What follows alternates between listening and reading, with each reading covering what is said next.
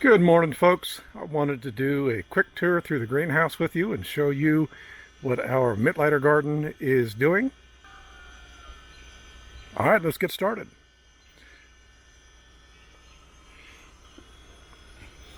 Now, I'm bad with names, and I have all of the varieties of everything that's growing in here written down. We have two different varieties of carrots here. On the left is one variety, and on the right is another. We're pretty excited to see how these carrots will do this year because we're growing them in the sand and sawdust. There's not going to be any issues with the clay compacting and stunting the growth of the carrot or disforming it because it's having to grow around a hard clump of clay. They're getting a little bit of a late start. I was hoping they'd be further along than what they are, but I'm tickled with the results of them so far. These, if you don't know, have a secondary edible. You can eat the leaves on these guys, and it is actually good for the plant to prune off some of the secondary edibles and eat it. It's going to stimulate growth in the plant and keep it going a little bit longer.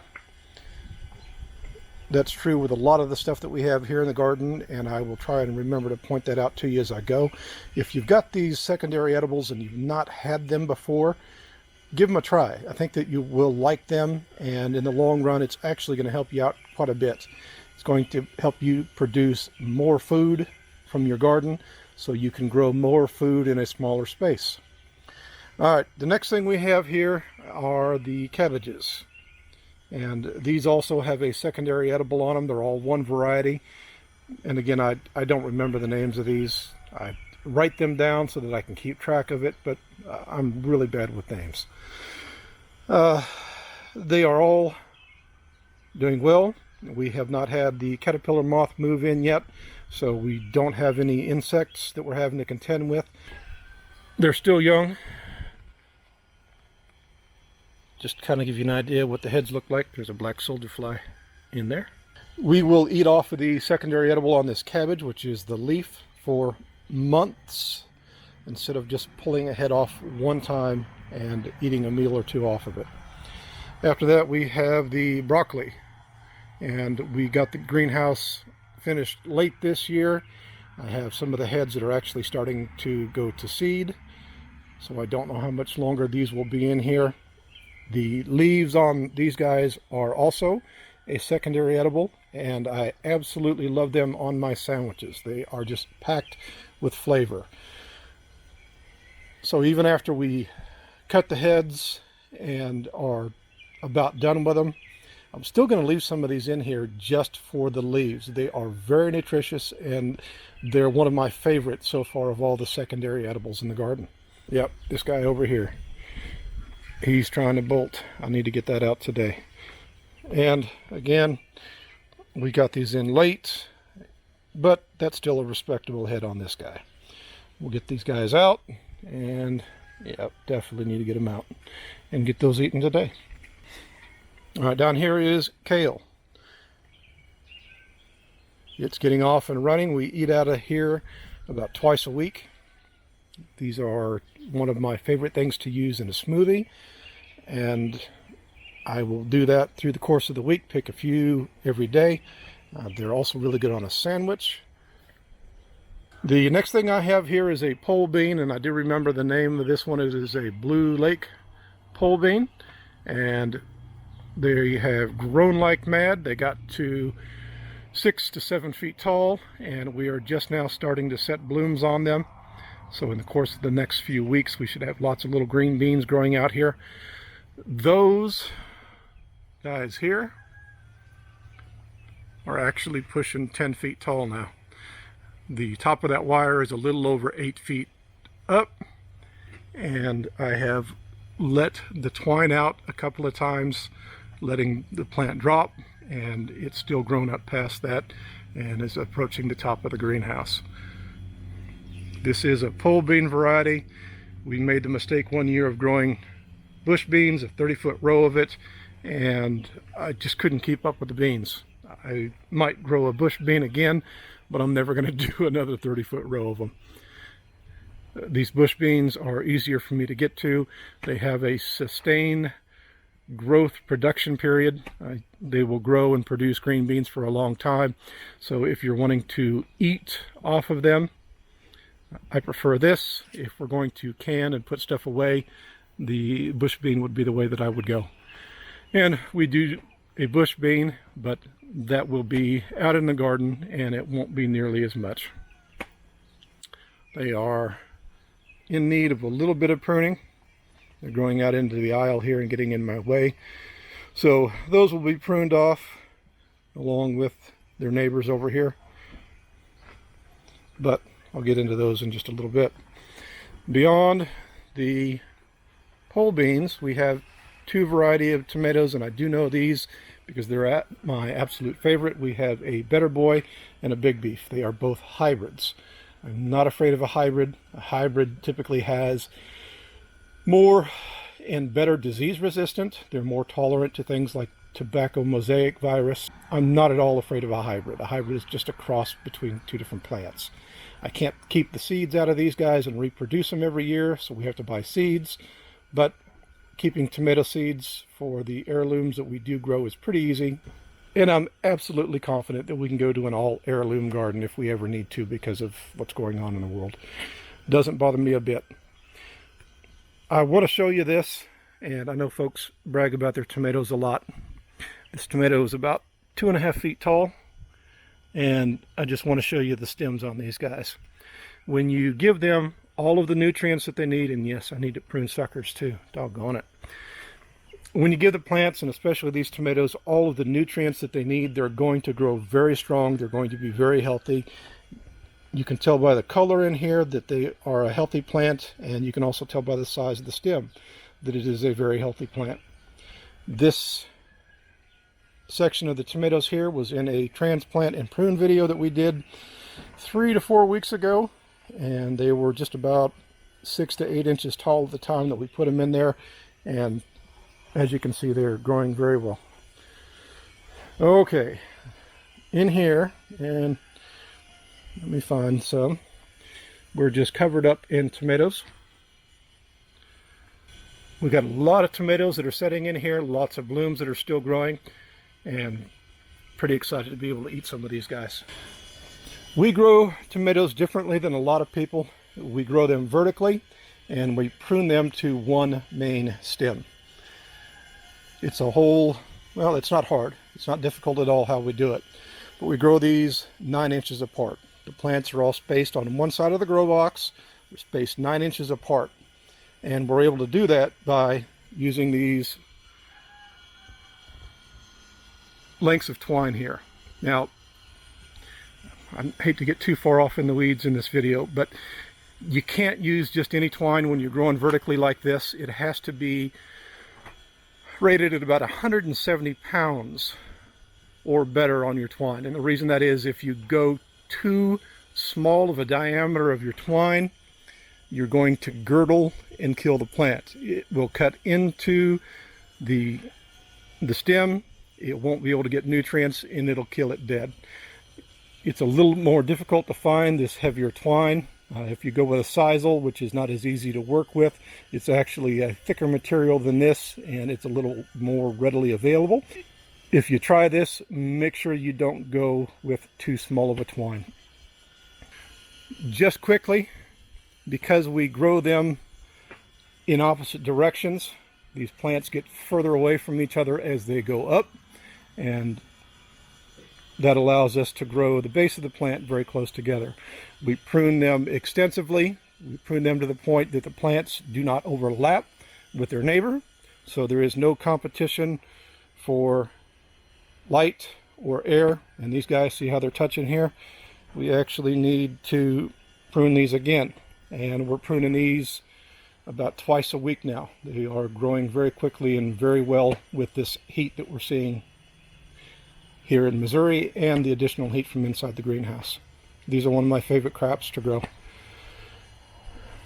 Here in about a month to 6 weeks, you're not going to recognize these plants. They're going to be a bare vine from about here down, and it's just going to be covered up in tomatoes. I think that you will be impressed with what we've got going on.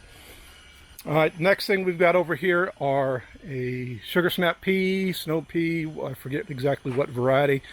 Our plants are just now breaking about the 6-foot mark. They have just begun to make blooms. Again, a clear indication that they're growing very well and they're very healthy is that they have grown so big before they actually started to set the blooms. There's good color in them. The leaves on them are big. They're not deformed. Oh, look at there. I do have some in here. And all of these plants in here are healthy because we provide them with all 13 of the nutrients that they're unable to make on their own. Next, we got a late start on cucumbers and melons. These are also going to be grown vertically here in the garden.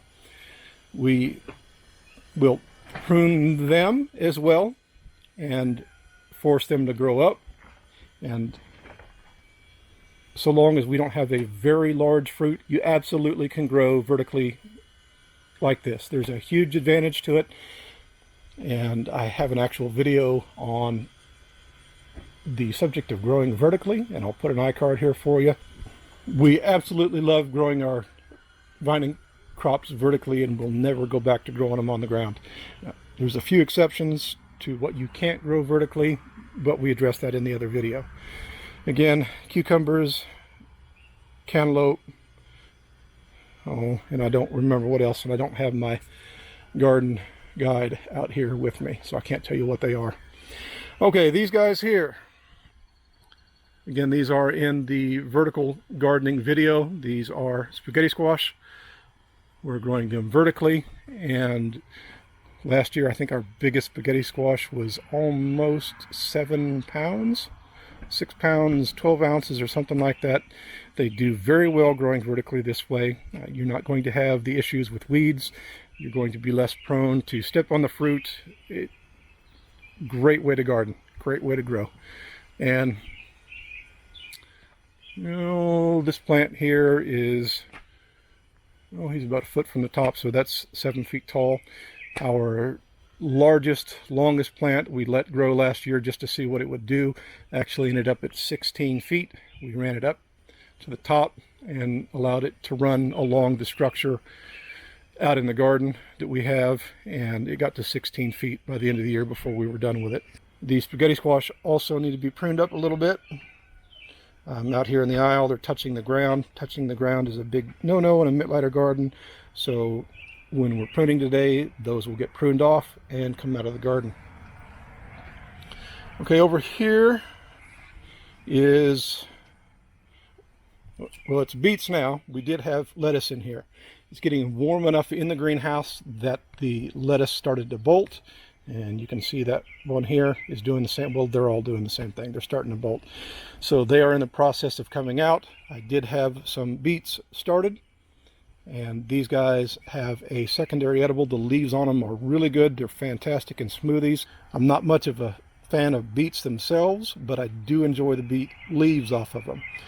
So that will be grown just for smoothies and secondary edible consumption. And again, pruning that beet, pruning the leaf is good for the plant. You can grow for months pruning leaves every week, and it's going to continue to grow. It's going to continue to make food for you. If you are in a limited space, I cannot express enough that this is a great way to grow more food in a limited space. If you're container gardening, or if you're living in the city and you really can't, you just don't have a yard big enough to do these things with, this is the way around it. You can grow secondary edible type crops, and you can get a lot of food out of your garden that way. Okay, lettuce is coming out. I have more cabbage here, and we eat a lot of the cabbage. We like it a lot. So these were planted later, and you can see the different sizes. They were planted later, kind of staggered out the growth of the cabbage so that we can have an extended growing season. When the first group is coming out, I will have seedlings started, and I will have more cabbage ready to go in. Oh, I just about forgot. Let me back up here. I've got a little open space here in this grow box. I'm interested to see what you believe we should put in there, or suggestions of what we can add here to complement what we've already got going on. So if you can comment and give us a suggestion, I'd love to hear from you. Okay, beyond the cabbage, and I'm not going to walk all the way down there. You can see it. You've seen spinach before. We have spinach there. You understand what spinach is. And again, I did start some a little bit later. There's some larger and some smaller beyond it, right in front of the board. Yeah, it would help if I actually put the camera on it. There's a board down there, and in front of it are smaller plants. I didn't start that until later. I just want to see how it'll do in the heat and how long we can get away with growing it. I don't know if starting it later we can get away with a little bit more heat and have a little bit more spinach, so it's a little bit of an experiment. Beyond the spinach is two different varieties of onion. There's a red and a yellow onion. All of these, as a matter of fact, all the plants in the garden, everything that we have is all started from seed. The larger onion was started earlier, and some of the smaller ones, and you really can't see them from here, but some of the smaller ones were started by sowing them directly into our sand and sawdust mix. No particular reason to doing that other than I was behind on the greenhouse, didn't have the time, or wasn't dedicating the time to starting seedlings like I should. So I have things staggered in size in the garden that should have been started a long time ago. The greenhouse is done, and hopefully from this point forward we're not going to have that issue. That's it. That's all the garden. We still have lots of rain that we're getting.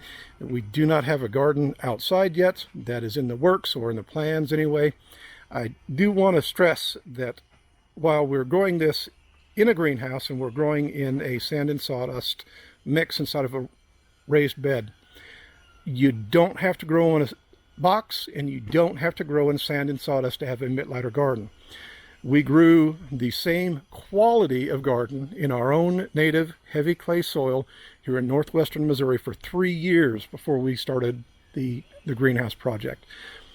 You can do this in your own soil with very little money, and you can have just as fantastic of a garden in your own soil without all of this fancy greenhouse, without the custom soil mix, and without the expensive treated wood grow boxes. The Mittleider method is, in my opinion, the absolute best way to garden. You can grow more food in a smaller space. For example, these peas are planted 2 inches apart. You can grow more food in a smaller space with a Mittleider method and have healthy food and lots of it. You will continue to see our progress here in the greenhouse in weeks to come, and as we begin to actually be able to get into the garden out in our soil, we will share that with you as well. I hope to do this every week to show you the progress and what's going on, and to create videos of the steps that we're taking as we're working in the garden. If there's anything that you're interested in seeing, if you want to know more about spacing, what we're using for food, and it's really easy, please let us know, and I would be happy to try and address it. I'm doing this to share the wonders and the tremendous knowledge that a man before me came up with, Jacob Mittleider. I would like to share this with as many people as possible. It has changed our lives in the way that we're able to produce food. I am confident now that if things ever get insane and we need to be able to do it, that we will be able to grow food like our lives depend on it. All right, folks, this is getting kind of long. Holy smokes. Yeah, I'm going to go ahead and wrap it up. As always, thanks for watching our videos. We appreciate you taking the time to watch them, and we hope to bring you content in the future that is of value to you. In that regard, I'd ask that you would please rate our videos. Let us know how we're doing. If there's something that you would like to see about a Mittleider garden, or if there's a crop that you would like to see grown this way, let us know. If it's within our ability to do so, we'll try and bring you that content. All right, thanks for watching, and have a great day.